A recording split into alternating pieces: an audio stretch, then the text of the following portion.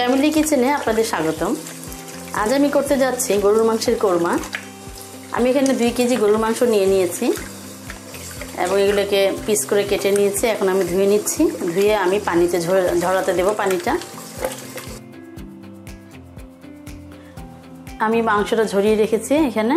আর আমি মশলা নিয়ে নিয়েছি এখানে দেখাচ্ছি। এখানে হচ্ছে তেজপাতা, এখানে হচ্ছে এলাচ আর 10-12 টুকরা ডালচিনি, রসুন কুচি, একটা রসুন পুরোটা আমি গোটা পুরো রসুনটা কুচি করে নিয়েছি।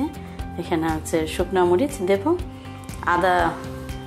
আদা বাটা প্রায় 4 চা চামচ, লবণ তো পরিমাণ মতো, আর এখানে হচ্ছে ধনে গুঁড়া, জিরা গুঁড়া এবং লাল মরিচ গুঁড়া।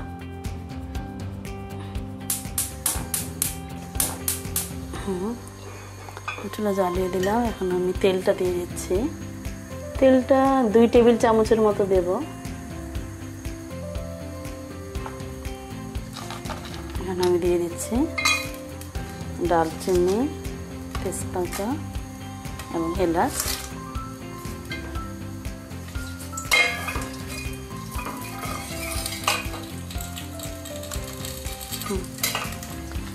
আমি এখন আরও কিছু শুকনো মরিচ দিয়ে দেব। আমি পেঁয়াজ ব্যবহার করব না, আমি এটাতে এই রান্নাতে কোনো পেঁয়াজ ব্যবহার হবে না। আমি এগুলো একটু ভাজা ভাজা হলেই আমি দিয়ে দেব রসুন কুচি।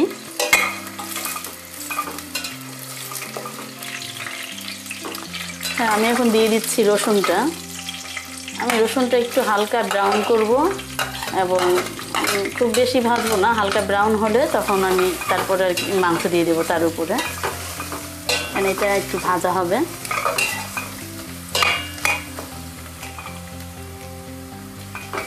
আমি এগুলো ভেজে নিচ্ছি এবং নাড়া দিচ্ছি।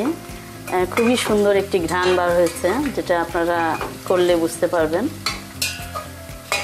এলাচ, ডালচিনি এবং তেজপাতা, এদিকে শুকনো মরিচ এবং রসুনের একটা সুন্দর ফ্লেভার এসছে। হ্যাঁ, আমার এখন প্রায় হয়ে গিয়েছে, একটু হালকা ব্রাউন হয়ে গিয়েছে। আমি এর চেয়ে বেশি আর করবো না। এখন আমি দিয়ে দিচ্ছি মাংসগুলা।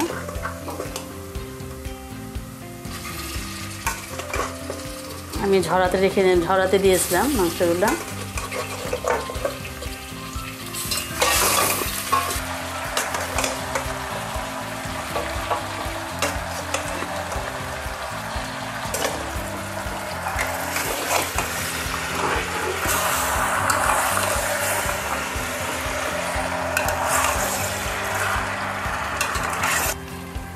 হ্যাঁ, আমি এখন ধনিয়া, জিরা এবং গুঁড়া লাল মরিচের গুঁড়াটা দিয়ে দিলাম এবং আরও দিয়ে দিলাম আদা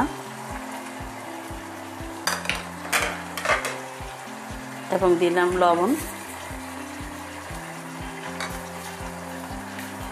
এগুলো আমি মাংসের উপরে দিলাম, যে মাংসটা মশলাগুলি পুড়ে যাবে না। তেলের মধ্যে দিলে পুড়ে যেত, তো মাংসের মধ্যে দিলে মাংসের পানি উঠে আসবে। এবং মাংসতে আমি আর কোনো পানি দেব না, কোনো পানি অ্যাড করা হবে না। এটা তো মাংসের পানি দিয়েই হবে।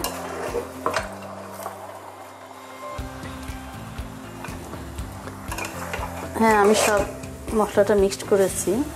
এখন আমি ঢেকে দেব। 10 মিনিট হবে, পরে আবার মাংসের পানি উঠে আসলে দেখব, নাড়া দেব।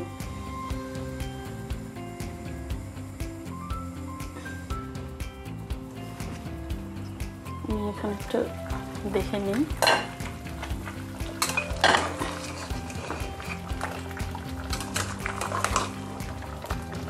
হ্যাঁ, মাংসের পানি উঠে এসছে।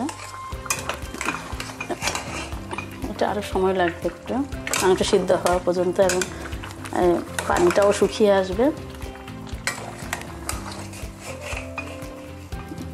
আর কোনো মশলা দেওয়া হবে না এটার মধ্যে। এখন এটা হবে, আর কিছুক্ষণ হবে।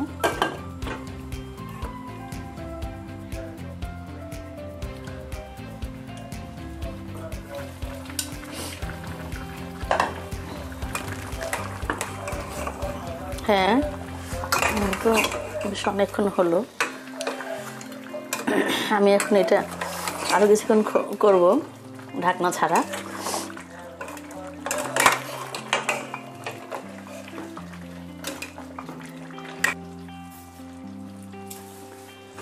হ্যাঁ, আমাদের এটা এখন হয়ে গিয়েছে।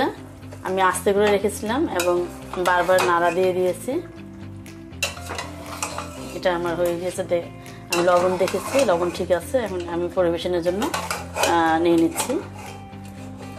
এটা অনেক দিন পর্যন্ত সংরক্ষণ করে রাখা যায় এবং পেঁয়াজ দেওয়া হয়নি, তার জন্য নষ্ট হয় না। এটা বারবার গরম করে একটু গরম করে করে রাখা যায়। এটা ফ্রিজে না রাখলেও হয়, একদিন একটু গরম করলে এটা রাখা যায়।